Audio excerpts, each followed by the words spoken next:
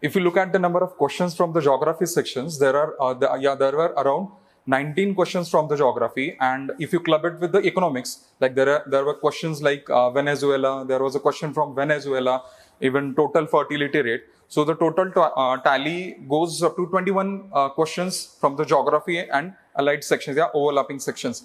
Now first we'll deal with the ninth question, which belongs to the mapping section. The longest border between two countries in the world is between Canada and USA. See, if you look at the boundary between Canada and USA, it extends for around 9,800 kilometers roughly.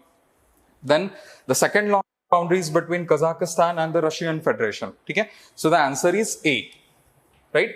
Now we'll move on to the second question. It says, consider the following pairs. First, we have the country like Argentina. The reason for being is strongly written here. So reason has to be worst economic crisis, and which is correct. If you look at the South American countries like Venezuela, Argentina, these countries have been going through economic crisis since long. Okay? So this pair is correct. Then Sudan was also in the news. Even I had this point in the classroom itself. So that region, especially Darfur वगैरह जो region है, that was in the news because of the war between the countries.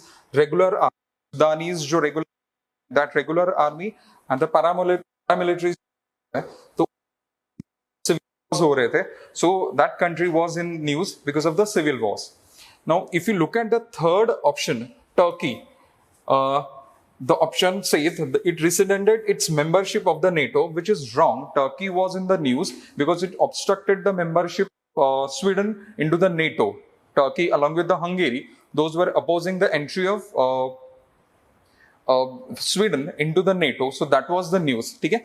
So this third statement, third pair is wrong. So there is only two pairs. Okay? Now we'll move to the next part.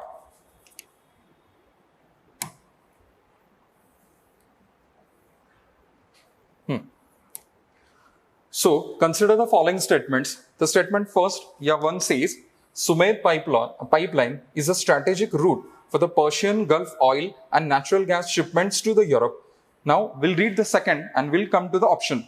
Then second statement is Suez pipeline connects the Red Sea with the Mediterranean Sea. See, if you look at both the statements, both statements are correct because Suez pipeline was in the news. See, recently we know that this Middle East region is continuously in the news. There was a Ben Gurion canal, it passes through Israel, and along with that, we had the news about Suez pipeline. Now, if you look at this Suez pipeline, the Suez pipeline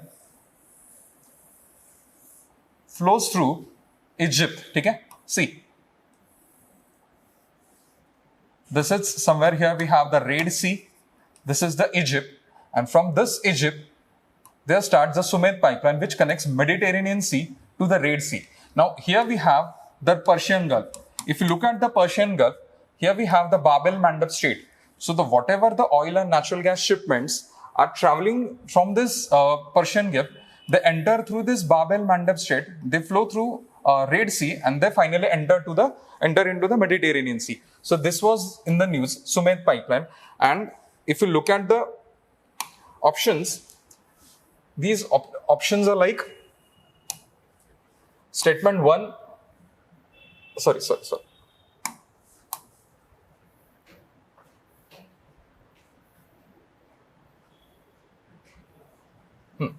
So, here the option is both statements, statement 1 and 2 are correct, and the statement 2 explains the statement 1.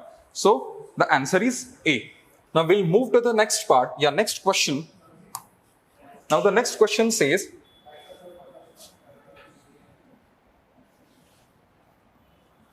consider the following statements. The Red Sea receives very little precipitation in any form. This statement is correct because Red Sea is one of the saltiest water bodies in the world, which has high temperature and low rainfall. Okay? The statement says no water enters the Red Sea from rivers. this statement is also correct because if you look at the geographical conditions of the Red Sea जैसा मैंने आपको बताया था, it is one of the driest part of the world जहाँ पे कोई भी river Red Sea में enter नहीं करती. There are some minor rivers, but those minor rivers, instead of meeting the Red Sea, they just enter into the deltaic portions and they disappear from the deltaic portions. So statement 2 is also correct. So answer is C, both 1 and 2. Now we'll move to the next question.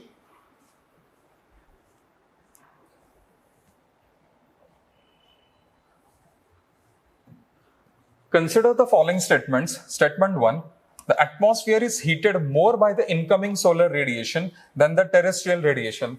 This statement itself is wrong because if you look at the amount of heat which is present in the atmosphere gets most of the heats from the terrestrial radiation. So whatever the outgoing radiations from the Earth's surface is received by this atmosphere. So the statement first is wrong. Look at the statement 2. The carbon dioxide and the other greenhouse gases in the atmosphere are good absorbers of the long wave radiation. And if you look at this statement 2, the statement 2 is correct. So the answer is statement 1 is incorrect, but the statement 2 is correct. So answer is D. Okay? We know that the greenhouse gases होते हैं like carbon dioxide, so they are responsible for the absorption of the most of the terrestrial radiations. Okay? So answer is D. Now we'll move to the next part.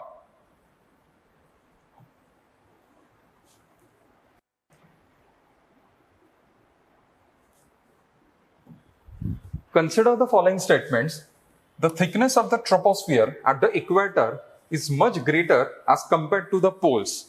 This statement is correct because at the equator, heat is transported to the greater heights by the stronger convectional currents. See, if you look at the height of the troposphere in equatorial part and the polar region of the world, we know that in equatorial part, there is an amount of heat which is present much more than the polar region, and hence if you look at the equatorial part of the world, the air is continuously heated and that heated air becomes lighter one. It starts rising towards the upper part of the atmosphere and there forms the convectional currents. So if you see the equatorial part of the world, there is a continuous convectional currents which are responsible for the increased height of this troposphere. Now, vis-a-vis, if you compare it with the polar region, we know that the polar region has much lesser amount of a heat compared to the equatorial part, and hence polar region में आप देखोगे तो polar region में there we have the colder air. Colder air being a denser one, it remains in the lower part of the atmosphere, and hence there is nothing like the convectional currents in the polar part of the world. So the answer is A. Both statement A and 2 are correct, and the statement 2 explains the statement 1 correctly. Right? Got it? Now we'll move to the next part.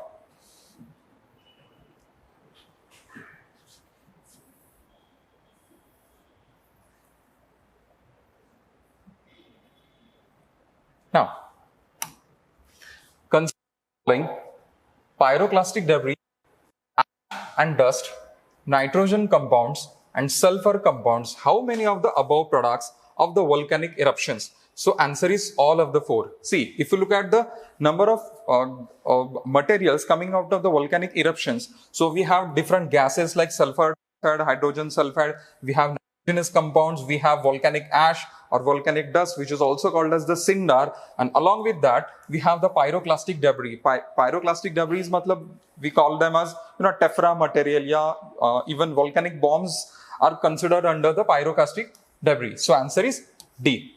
Now, the next question.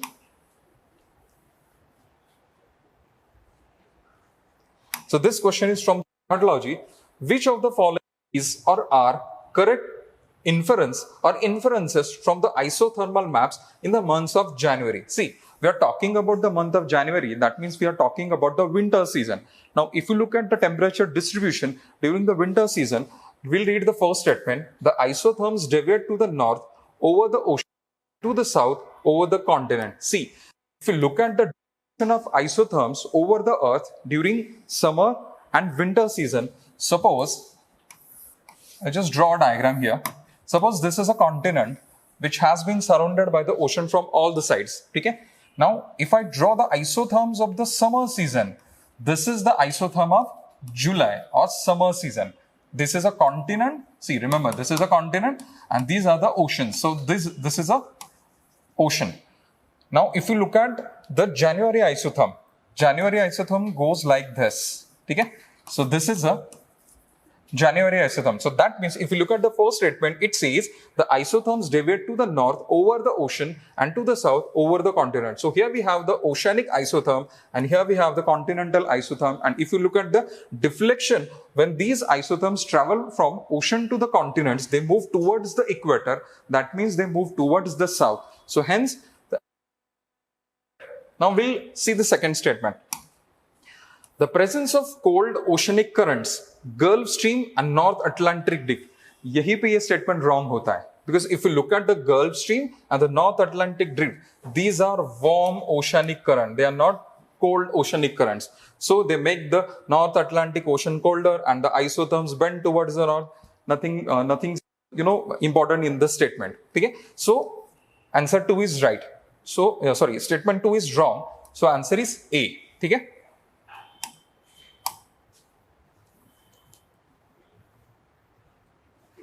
Now, next part, which of the following countries are well known as the largest cocoa producers in the world? See, this topic we had discussed in the class only when I was discussing about this G.C. Leong book. So there itself I had discussed about this Ghana and even the Cote d'Ivoire. If you look at the Cote d'Ivoire and Ghana, these are the West African countries which are majorly known for production of cocoa. Even along with the Nigeria, this is also known as a land of oil palm. So oil palm, cocoa, these are the plantation crops which are important in the Western Africa. So answer is C. Now, this is a question from Indian geography, especially mapping part of the Indian geography. The question says, with a reference to the Himalayan rivers joining the Ganga downstream of the Prayagraj from the which one of the following sequences is correct? So if you go through simply the Atlas of India, you'll come to know the answer is B. Gomti, the westernmost, then comes the Ghagra, then Gandak, and the Kosi, which is the easternmost, right? So answer is B. Then we'll move to the question number 57, which is from topic of weathering. Consider the following statement. Interesting question. Here UPSC had given 3 statements. Okay? The says rainfall is reasons for weathering of the, which is correct. Because of the rainfall, we have a chemical weathering. Okay? Chemical weathering has solution process, carbonation, oxidation, reduction. So the second statement is rainwater contains carbon dioxide in a solution. See, time and again I had discussed in the class, whenever we have a atmospheric carbon dioxide, it dissolves in the water, and here we have the formation of carbonic acid. So wherever we have action of a carbonic acid, there we have a chemical weathering. So statement 2 is correct.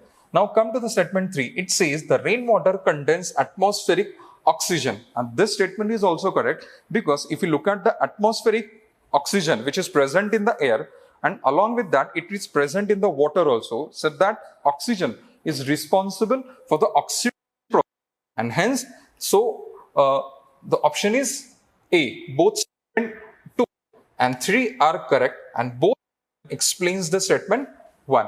Okay? So now we'll move to the next part.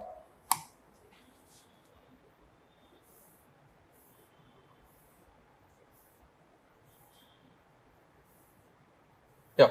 So question number 58. It was also a simple question. It was from the world physical geography, especially the mapping part of the world.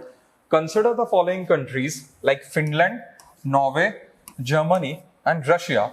How many of the above countries have border with the North Sea? So answer is B. See, if you look at the border of Germany and Norway, they share a boundary or a maritime boundary with the North Sea. So answer is B. Now, the next part, next question number 59. Consider the following information. There we have a waterfall, we have a region, and the river on which this, there we have a waterfall. So the first waterfall is Dhuandhar waterfall. It lies over the Narmada, but if you look at the region, it does not belong to the Malwa part of the MP. Most of the students must have taken it as a Malwa region, but remember, Malwa lies to the northern part of the Jabalpur. Okay? So this is a wrong pair. Then second pair, Hundru waterfall, which lies over this Suvarna Rekha and it belongs to the Chota Nagpur part of the India, yeah, eastern part of India. This is a correct statement. Okay, so correct pair. Then third, Girisappa. It lies in a western Ghat, but remember it is on Sharavati. It is the highest waterfall in India, which is on Sharavati. So this third pair is also wrong. So answer is only 1. Okay?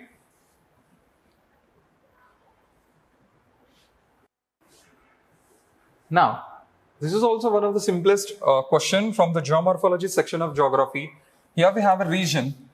We have the name of the mountain range and a type of a mountain. Okay? First, the region is Central Asia and the mountain given is Vosges. Remember, we have already discussed in the class Vosges and Black Forest. Those are the block mountains which belong to the European part of the world. So, this is a wrong statement. It's not a fold mountain, it's a block mountain. Okay? Then second statement, region is Europe, name of the mountain is Alps and it is a block mountain. Everyone, the simplest question, everyone knows that Alps is one of the type of the fold mountains in the world. Okay? So this pair is also wrong. Now look at the third one. The region is North America, mountain is Appalachians and this is a fold mountain, which is absolutely correct. Okay? Then fourth one, South America, Andes, we know that Andes is the second highest fold mountain in the world. It is the longest mountain range in the world and it is the fold mountain. So answer is B, only 2. Now we'll move to the next question. See, with reference to the water vapor, which of the following statements is or are correct? Water vapor, it is a gas and the amount of which decreases with the altitude. Now we know that the amount of water vapor present in the atmosphere is called as the humidity. And what is the source of this humidity? It is nothing but evaporation and the transpiration of the water from the water surfaces and the tree surfaces. So if you look at the amount of water vapor present in the atmosphere, as we move up in the atmosphere, this water vapor goes on decreasing. So the first statement is correct.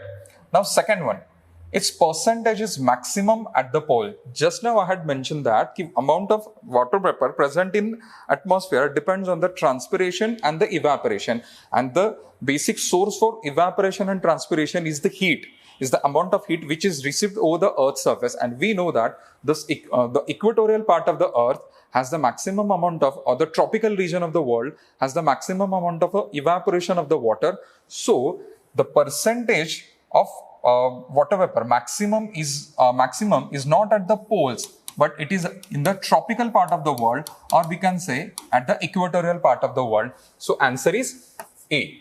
Okay? Now the next part. So question number 73. It's a tricky question. Consider the following description. Okay? The first statement says the annual and daily range of a temperature is low. Okay? Second statement says the precipitation occurs throughout the year. Okay? And the third statement says precipitation varies between 50 centimeters and 250 centimeters. See, if you look at the description, you can easily understand, you can easily be confused as an option as an equatorial climate. But remember, the answer is not equatorial climate. It is the marine west coast type of a climate, which is British type of a climate. See, if you look at the equatorial type of a climate, we know that there is an annual temperature range which is slightly low, but if you look at the precipitation, yes, there is a rainfall throughout year, but during the rainfall, we have 2 rainfall peaks here.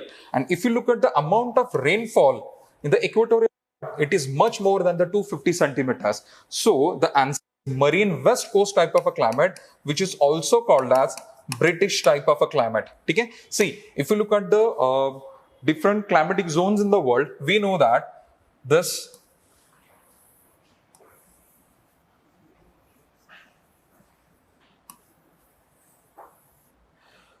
is a British Columbian part of Canada. Okay? Here we have the Rockies mountain. So this region has a British type of a climate. So southern part of the So if you look at the western part of the North America, and then southern part of the New Zealand, then southern part of the Southern America, even the Tasmania, this whole region has a marine west coast of a coast type of a climate, or which is also called as a British type of a climate, right? Then remember, so answer is D, not A. Then the next question is, with reference to the Coriolis force, which of the following statement is or are correct? Coriolis force increases with the increase in a wind's velocity. It is right.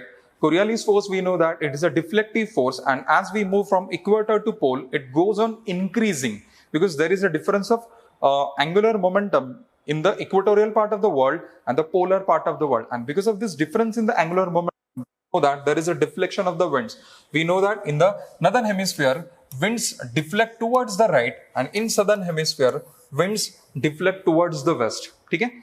So the second statement, minimum at the poles and it is absent at the equator. This statement is also, so statement first correct, and even the second statement is correct. We know that this Coriolis force is minimum at the poles and it is nil or it is zero at the equator, and this is the reason why most of the time tropical cyclones are not formed along the equator but just north and the south of the equator. Okay?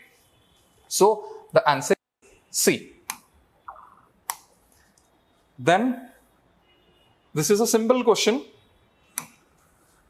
On the 21st, which is solstice, every year, which of the following latitudes experiences a sunlight of more than 12 hours? See, we know that during 21st of June, if this is the sun, this is the Tropic of Cancer.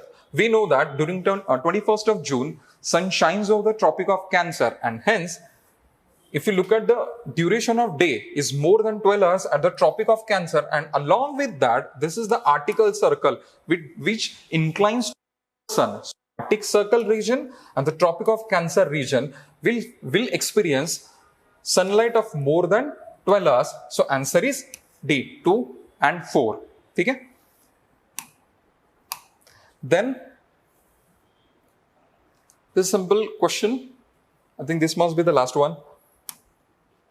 One of the following regions has the world's largest tropical peatland. Now, what is this peatland? Peatland is nothing but a wetland area or the waterlogged area where we have the partially decomposed organic matter. And whenever we have a partially decomposed organic matter, there we have the formation of a peat. So this peat will give rise to lignite, bituminous and anthracite in future.